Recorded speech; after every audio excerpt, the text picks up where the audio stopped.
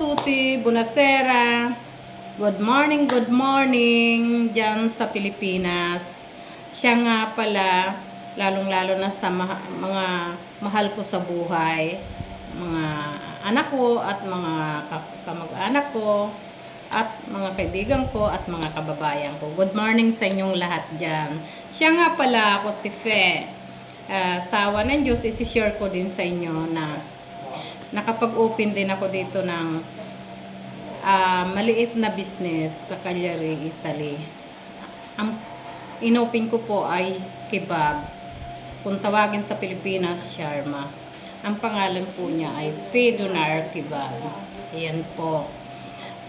Sa awa ng Diyos, nag-start ako mag-open noong July 26, 2022.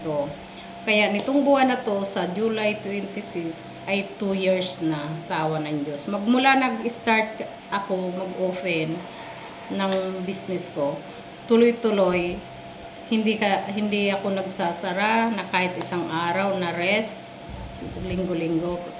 Hindi po. Tuloy-tuloy nagbukas talaga.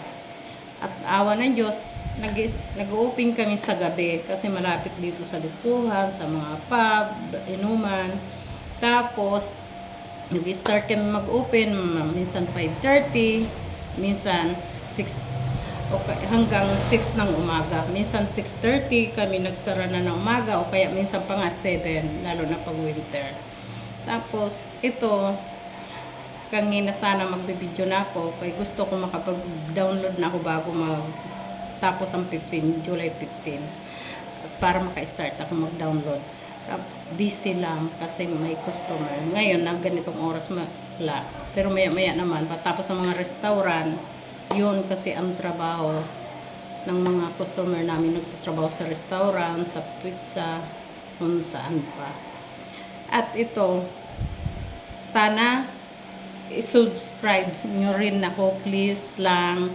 Hingi po ako ng sa inyo, ng paki-subscribe po at saka paki-click the buttons, all the video, at paki-share na rin po pag bawat may na-download ako na video.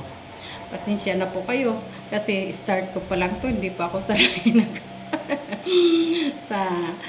sana po magustuhan nyo ito na konting share ko sa inyo.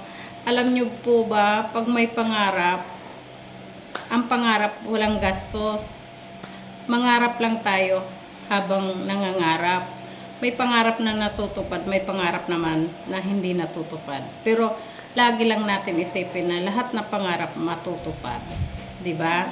Okay, bye-bye. Salamat po.